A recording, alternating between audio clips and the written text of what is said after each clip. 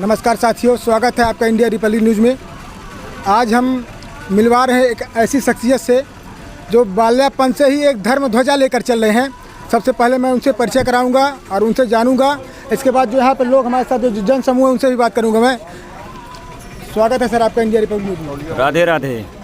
आप बाल्यापन से ही जो है धर्म ध्वजा लेकर चल रहे हैं। हाँ, मैंने 16 वर्ष से ही भागवत कथा करनी प्रारंभ कर दी। ये 57 कथा है हमारी। 57 कथा। हाँ। आपकी शिक्षा दीक्षा कहाँ हुई? मेरी शिक्षा सर्वप्रथम वाराणसी में हुई। हमारे गुरु श्री अनंत श्री विभूषित स्वामी रामहर्षण दास जी महाराज का वरद हस्त हम पर प्राप्त है। तो उन्हीं के आशीर्वाद से हम पूरे भारत देश में सभी 4 राज्यों में हमारी कथा हो चुकी हैं। आगे आने वाले समय में अब गोविंद जाने कहाँ कहाँ कराएंगे। कोई श्रोता यदि मान लीजिए किसी भी प्रदेश का हो, यदि आपसे कथा श्रवण करना चाहता है उसके लिए क्या आपकी मांग रहती है, उसके बारे में थोड़ा बताएं। हमारी मांग कोई नहीं रहती कथा के लिए। हमारी मांग सिर्फ ये रहती है कि आप भक्ति और भाव के से भगवान की कथा श्रवण करिए। क्या बताएंगे भागवत के बारे में, क्यों सुने भागवत? हाँ, कलयुग में कलुषित प्राणियों तेनेयम वांगमयी मूर्ति प्रत्यक्षा वर्तते हरि। कलयुग में कलुषित प्राणियों को शब्द विग्रह में भगवान कन्हैया का दर्शन प्राप्त होता है भागवत जी से।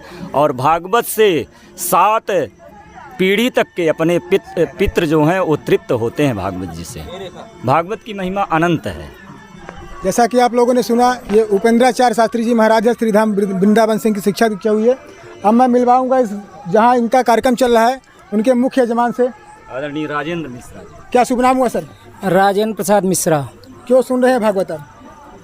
भागवत सुनने का सबसे बड़ा पुत्र धर्म का वो होता है कि जो अपने मनुष्य के जीवन में जो जन्म लिया है उस जन्म को सफल करने के लिए अपने माता पिता की सेवा करना और उनके साथ में उनको तीर्थ यात्रा करवाना और उनके हर मनोकामनाओं को पूर्ण करना।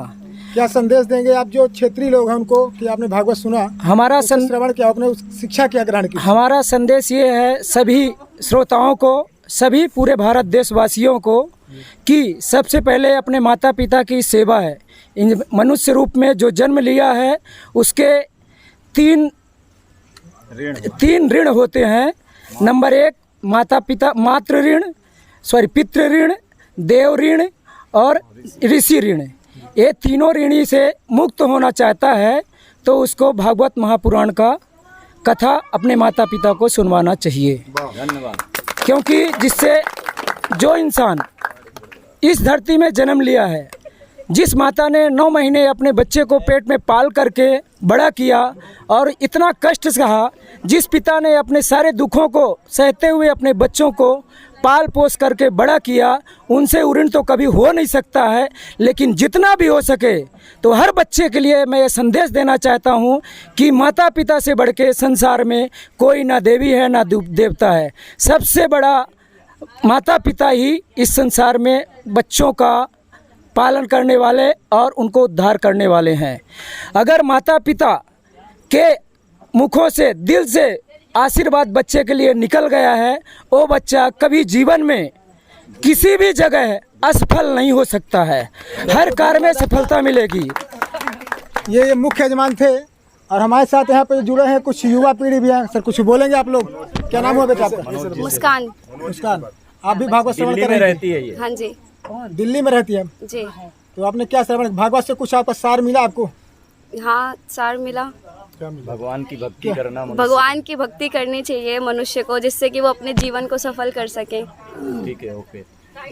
हमारे साथ यहाँ पे जो और हमारे शास्त्री जी के सहयोगी हैं, मैं उनसे भी बात करूँगा। क्या शुभ नाम हुआ आपका? जी, मनोज कुमार द्विवेदी, तीसराज प्रयाग। क्या कहेंगे धर्म ध्वजा के बारे में? जी, हिंदू सनातन धर्म जो हमारा वैदिक धर्म है उसमें अगर पितृ ऋण से मुक्ति पाना हो तो श्रीमद् भागवत पुराण जो है मुक्तिदायिनी है। राम कथा जीवनदायिनी है और श्रीमद् भागवत महापुराण वो मुक्तिदायिनी है और राम कथा जीवनदायिनी है।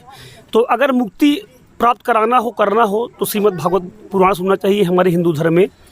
और अगर जीवन कैसे जिया जाता है, भाई के साथ, माता पिता के साथ, अन्य घर वालों के साथ कैसे जिया जाता है, उसके लिए राम कथा सुननी चाहिए। तो हम सभी से यही मैंने कहेंगे, हम आदरणीय उपेंद्राचार्य जी महाराज व्यास जी के साथ भजन गाते हैं, उनका सहयोग करते हैं कि अपने शरीर से जो भी माने भजन कीर्तन हो जाए प्रभु के नाम का वो करना वो चाहिए। जी करना चाहिए, और वो कम है। क्या सब नाम है भैया? ब्रिजेश मिश्रा नाम है, घर में पिंटू पिंटू कहते हैं। घर में पिंटू का जी। क्या कहेंगे आप, भागवत आपके घर में हो रही है? भागवत जब कलयुग का आगमन हुआ है तो राजा परीक्षित उस समय राज करते थे। राजा परीक्षित थे और उन्होंने देखा कि जब कलयुग का आगमन हुआ तो उन्होंने देखा कि गाय जो है तो पृथ्वी जो है गाय बनकर भाग रही थी। तो उन्होंने पूछा कि क्यों, मेरे राज्य में ऐसा क्या आपत्ति आ गई कि तुम भाग रही हो, कौन हो तुम? तो बोलती है ऐसा कोई है जो मुझे बचा सके इस कलयुग तो कथा हुई। हाँ, कलयुग के आपने आगमन। क्या श्रवण तो किया? हमने श्रवण आपने यही क्या किया कि जब राजा परीक्षित को तक्षक नाग ने डसा था तो उन्होंने बोला था, उनके गुरु बोले थे कि अगर तुम 7 दिन के अंदर भागवत सुन लो तो ये जिंदगी का उद्धार हो सकता है। तो अगर मानव तन में अगर ये भागवत कथा अगर सुन ली जाए सही से ढंग से तो उसका उद्धार हो सकता है, मोक्षदायिनी मिल सकती है। तो सबसे बड़ा इसका पुण्य प्रताप यही है कि भागवत अपने माता पिता को जरूर सुनाना चाहिए, चाहे कर्ज से डूब जाओ लेकिन ये भागवत की कथा जरूर सुनाओ। हमारे साथ भी ऐसे ही है, हम लोग 7 पुस्तक बना है कि अगर इसका पुण्य प्रताप रहता है तब जाके भागवत सुनी जाती है। धन्यवाद। आपसे भी बात करेंगे शास्त्री जी। क्या शुभ नाम हुआ आपका? हमारा नाम दलपत जी महाराज है। कहाँ से पधारे आप? दलपत? मैं चारों प्रयागों में भ्रमण करते हुए यहाँ आया हरिद्वार अभी से। कहाँ है आप, किस स्थान में? मैं इस समय जो है अटरिया ग्राम में हूँ, बसावन मामा जी के पास।